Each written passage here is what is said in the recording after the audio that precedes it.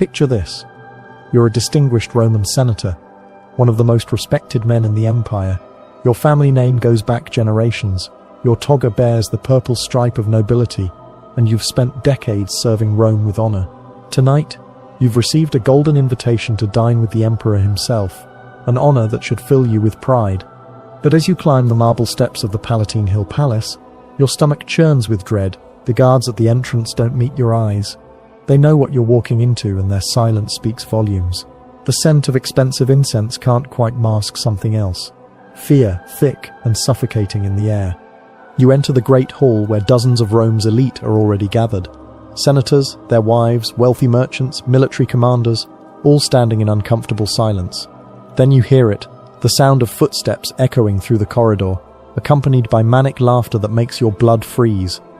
Emperor Caligula enters, dressed in silk that shimmers like liquid gold, his eyes bright with an unsettling intensity. He surveys the room like a predator studying prey, then claps his hands together with theatrical delight. "My dear friends," he announces, his voice echoing off the marble walls. "Tonight we shall discover who among you truly loves your emperor. Tonight we shall see just how far you'll go to prove your loyalty. What follows will shatter every boundary of Roman decency, turning the sacred halls of power into a stage for the emperor's darkest appetites." This is the story of how one man's madness corrupted an entire empire, and how absolute power became absolute corruption. Before diving into these forgotten stories of survival and suffering, if you enjoy learning about the hidden truths of history, consider hitting that like button and subscribing for more content like this. And please comment below to let me know where you're listening from. I find it incredible that we're exploring these ancient stories together from different parts of the world, connected across time and space by our shared curiosity about the past. To understand how the most powerful man in the world could transform his palace into a den of sexual depravity and psychological torture, you have to understand how Caligula became the emperor in the first place. Born Gaius Julius Caesar Augustus Germanicus in 12 CE, he earned his nickname Caligula, meaning little boots, as a child, when he accompanied his father Germanicus on military campaigns, dressed in miniature soldier's gear that charmed the legions. But childhood for a member of the imperial family was anything but innocent. By the time he was 7, Caligula had witnessed his father's mysterious death, possibly by poisoning ordered by Emperor Tiberius. He watched his mother Agrippina the Elder and his brothers disappear into exile, imprisonment, and eventually death, victims of the paranoid machinations of imperial politics. Imagine being a child and knowing that at any moment the knock on your door might be your last. Caligula learned to survive in a world where showing weakness meant death, where trust was a luxury no one could afford. He became a master of deception, presenting himself as harmless while his family was systematically destroyed around him. This early trauma would later manifest in his compulsive need to dominate and humiliate others, particularly those who reminded him of the power structures that had terrorized his youth. When Tiberius finally died in 37 CE, the Roman people welcomed 24-year-old Caligula as emperor with genuine joy. Here was the son of their beloved Germanicus, the boy who had once charmed the armies. Rome had suffered under the paranoid, reclusive Tiberius for decades. They were ready for someone young, someone who promised a return to the glory days. For 7 months, Caligula seemed to be everything they had hoped for. He recalled political exiles, gave generous bonuses to the Praetorian Guard, and held spectacular public games. The people loved him, but then something changed. Something that would transform the imperial palace from a seat of governance into a playground for the emperor's most twisted sexual fantasies. In late 37 CE, Caligula fell seriously ill with what ancient sources describe as a brain fever, so severe that it brought the empire to a standstill. For days he hovered between life and death while Rome held its breath, praying for their young emperor's recovery. Some historians believe this illness caused permanent brain damage, while others argue it simply stripped away the thin veneer of sanity that had been holding his darker impulses in check. When Caligula recovered, those closest to him noticed the change immediately. The young man who had once shown restraint and political wisdom was gone.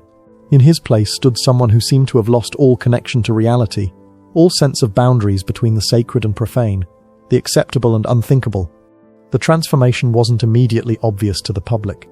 It began with small things: excessive spending, unusual behavior in private meetings, increasingly erratic decisions. But behind the closed doors of the imperial palace, a much darker change was taking place. Caligula had discovered something during his brush with death. the intoxicating realization that as emperor, he could do literally anything to anyone, and no one could stop him. The palace staff were the first to witness Caligula's transformation. Servants who had served the imperial family for years suddenly found themselves subjected to the emperor's bizarre whims and sexual demands. Young male slaves were particularly vulnerable. Caligula would summon them to his private chambers and force them to participate in acts that violated every concept of Roman dignity. But it was the female servants who suffered most. Ancient sources, written in the careful language of their time, describe how the emperor would prowl the palace corridors at night, selecting women at random to satisfy his appetites. These weren't consensual encounters, they were acts of pure dominance, designed to reinforce Caligula's absolute power over everyone in his domain. The emperor's sexual appetites weren't limited to servants. He began inviting the wives of senators and other high-ranking officials to private audiences, ostensibly to discuss their husbands' careers or family matters. These women, raised in the strict moral codes of Roman aristocracy, found themselves trapped in situations where refusing the emperor's advances meant death not just for themselves, but for their entire families. One particularly chilling account describes how Caligula would force these women to strip naked and perform various sexual acts while he watched from his throne, sometimes bringing in multiple women simultaneously to compete for his attention. The psychological torture was as calculated as the physical abuse. These proud Roman matrons who had once commanded respect throughout the empire were reduced to sexual playthings for the emperor's amusement. What made Caligula's transformation of the palace particularly horrifying wasn't just the sexual abuse itself, it was how methodically he used sex as a weapon to destroy the Roman social order. He understood that by forcing the empire's most respected citizens to participate in or witness acts of sexual degradation, he could break their spirits more completely than any torture. The emperor began hosting elaborate dinner parties that started as normal social gatherings, but inevitably devolved into orgies. He would invite senators along with their wives and daughters, initially maintaining the pretense of civilized entertainment. But, as the evening progressed, the emperor would begin making increasingly inappropriate demands. Senator Marcus, Caligula might say, his voice carrying the casual tone of someone asking for more wine. "Your wife has such beautiful eyes. I wonder what they would look like when she's on her knees before me." The senator would be forced to sit in silence, knowing that any protest would result in his family's execution. Meanwhile, his wife would be compelled to comply with whatever sexual act the emperor demanded, often while her husband and children watched in horror. The psychological damage to these families was often irreparable. Marriages destroyed, children traumatized, proud Roman bloodlines reduced to instruments of the emperor's perverse pleasure. Caligula took particular delight in forcing senators to watch as their wives were sexually degraded. He would arrange special seating so that husbands had clear views of their wives being forced to perform oral sex or engage in intercourse with the emperor or his designated partners. The men's faces, a mixture of rage, helplessness, and shame, seemed to provide Caligula with as much satisfaction as the sexual acts themselves. The imperial palace complex on the Palatine Hill underwent physical modifications to accommodate Caligula's increasingly elaborate sexual fantasies. He commissioned special chambers designed specifically for group sexual activities, complete with elaborate staging and viewing areas. Ancient architectural fragments suggest rooms where normal furniture was replaced with couches arranged in circles, allowing for maximum visibility of sexual activities from multiple angles. One room, according to surviving accounts, was designed like a small amphitheater, with raised seating around a central area where the emperor would stage sexual performances. He would force captured enemies, slaves, and sometimes even Roman citizens to engage in various sexual acts while audiences of senators and their families were compelled to watch and applaud. The emperor's bedroom became a particular source of terror for palace inhabitants. Unlike the private quarters of previous emperors, Caligula's chamber was equipped with viewing areas and multiple entrances, allowing him to bring in audiences to witness his sexual encounters. He seemed to derive as much pleasure from being watched as from the acts themselves, treating intercourse as a public demonstration of his absolute power. Caligula also established what could only be described as a brothel within the palace walls, staffed by the wives and daughters of senators who had fallen out of favor. These women were forced to service not only the emperor but also his guests, foreign dignitaries, and sometimes even common soldiers, as a form of ultimate humiliation.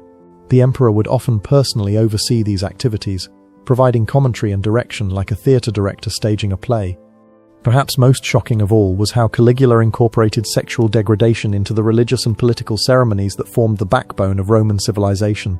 Traditional rituals that had been performed with solemn dignity for centuries were perverted into opportunities for sexual humiliation. During formal Senate meetings, the emperor would sometimes demand that senators' wives perform sexual services while their husbands conducted official business. The sacred act of governance became inseparable from sexual degradation, with Rome's most important political decisions being made while the empire's most powerful men were forced to watch their families being abused. Religious ceremonies were similarly corrupted. Caligula claimed divine status and demanded that religious rituals include sexual acts performed in his honor. Priestesses who had taken vows of chastity were forced to engage in public intercourse as part of worship services, while traditional religious festivals became excuses for elaborate orgies featuring unwilling participants from Rome's noble families. The emperor's marriage ceremonies became particularly notorious. He married and divorced multiple times, often within the span of days, using each wedding as an opportunity to sexually humiliate the bride's family. One account describes how he forced a bride's father to watch as he consummated the marriage in front of the entire wedding party, treating the sacred act of marriage as a public demonstration of conquest. Caligula's sexual appetites weren't just about personal gratification. They became a form of economic terrorism against Rome's wealthy families. The emperor would identify the most beautiful wives and daughters of wealthy citizens, then demand sexual access to them in exchange for their families' continued safety and prosperity. This created a grotesque marketplace where Roman nobles were forced to offer their female relatives as payment for political favor or simple survival. Families would receive invitations for their women to attend private audiences with the emperor, knowing full well what these meetings entailed but unable to refuse without risking everything they owned. The emperor also established a formal taxation system based on sexual services. Wealthy families were required to provide their women for specific periods of service in the palace, with the duration and frequency determined by their financial status. This wasn't prostitution in any traditional sense. It was sexual slavery imposed on the empire's most privileged classes as a demonstration of absolute imperial power. Women who tried to resist or escape these arrangements faced horrific punishments. Some were forced to engage in public sexual acts as entertainment during gladiatorial games. Others were sold into actual prostitution, their noble status stripped away as they were forced to service common soldiers and slaves. The message was clear: no one, regardless of birth or status, was beyond the emperor's sexual reach. The impact on the women forced to participate in Caligula's sexual theatre was devastating and long-lasting. These were women who had been raised in the strict moral codes of Roman aristocracy, taught that their virtue was their most precious possession, and that their primary duty was to their families and the empire. Suddenly finding themselves reduced to sexual objects for the emperor's entertainment created psychological trauma that extended far beyond the physical abuse. Many women were forced to perform acts that violated not only their personal dignity, but their deepest religious beliefs. The cognitive dissonance between their upbringing and their forced participation in sexual degradation often led to complete psychological breakdown. Some women attempted suicide rather than comply with the emperor's demands, but Caligula had anticipated this response. Families of women who killed themselves faced collective punishment, sometimes execution, sometimes financial ruin that destroyed entire bloodlines. This created a situation where women were trapped between their personal honor and their responsibility to their families, with no choice that didn't result in devastating consequences. The emperor seemed to take particular pleasure in breaking the spirits of women who initially resisted his advances. He would subject them to increasingly degrading sexual acts until they eventually submitted completely, their resistance crushed by the relentless application of imperial power. These broken women would then be used as examples to intimidate others, their complete submission serving as a warning of what happened to those who defied the emperor's will. Perhaps even more psychologically devastating was the forced complicity of Roman men in their families' sexual degradation. Senators and other high-ranking officials were not merely passive witnesses to their wives' and daughters' abuse. They were often required to participate actively in arranging and facilitating these encounters. Caligula would demand that fathers personally deliver their daughters to his chambers, that husbands assist in preparing their wives for sexual encounters, or that brothers help restrain their sisters during group sexual activities. This forced participation created a level of psychological trauma that went beyond simple witnessing. These men became accomplices in their own family's destruction. The emperor understood that by making these men complicit in the sexual abuse of their loved ones, he was destroying their ability to maintain any sense of personal honor or dignity. The senator who had helped tie his own wife down for the emperor's pleasure could never again command the same respect in the Roman Senate. His authority was permanently compromised by his participation in his family's degradation. Some men attempted to resist by refusing to bring their female relatives to palace gatherings, But Caligula had prepared for this as well. Families who failed to comply with sexual demands faced immediate execution, often carried out in public as a warning to others. The choice was simple: participate in your family's sexual abuse, or watch them die. One of the most disturbing aspects of Caligula's sexual reign of terror was his inclusion of children in palace activities. While ancient sources are understandably vague about specific details, they make clear that the emperor's sexual appetites extended to minors, both male and female, from Rome's most prominent families. Children who were brought to palace gatherings were forced to witness sexual acts that no child should see, creating psychological trauma that would affect them for the rest of their lives. Some were forced to participate in sexual activities themselves, their innocence destroyed as part of the emperor's campaign to corrupt every aspect of Roman society. The long-term impact on these children was devastating. Many grew up unable to form normal relationships, their understanding of sexuality forever warped by their childhood experiences in the imperial palace. Others became perpetrators themselves, carrying forward the cycle of sexual abuse as they reached adulthood and positions of power. Caligula seemed to understand that by sexually traumatizing the children of Rome's elite, he was ensuring that his corruption would outlast his own reign. These children would grow up to be the next generation of Roman leaders, but they would carry with them the psychological scars of their experiences in the palace, potentially perpetuating cycles of abuse for decades to come. As his reign progressed, Caligula began to formalize his sexual practices into a kind of religious cult centered around imperial worship. He declared himself a living god, and demanded that sexual acts performed in his honor be treated as religious rituals. This wasn't mere megalomania, it was a calculated attempt to legitimize his sexual abuse by cloaking it in religious authority. Temples were established within the palace complex where worshippers were required to engage in sexual acts as demonstrations of devotion to the divine emperor. These weren't voluntary religious practices, they were mandatory sexual performances required of anyone seeking imperial favor or simply trying to avoid imperial wrath. The emperor created elaborate ceremonies around his sexual activities, complete with formal protocols and ritualistic elements. Sexual intercourse with the emperor, or his designated representatives, became a form of communion with the divine, while watching these acts became a form of worship required of palace visitors. This religious framework provided Caligula with justification for even his most extreme sexual demands. When senators' wives were forced to engage in group sexual activities, it was presented as a religious obligation rather than mere imperial whim. When children were included in sexual rituals, it was described as initiating them into divine mysteries rather than child abuse. Caligula's sexual terrorism wasn't limited to the palace itself. It extended throughout the empire through a network of officials who carried out similar practices in his name. Provincial governors, military commanders, and other imperial representatives were encouraged to establish their own versions of the emperor's sexual court, creating an empire-wide system of sexual exploitation and abuse. These local officials understood that their continued favor with the emperor depended on their willingness to participate in and facilitate sexual abuse.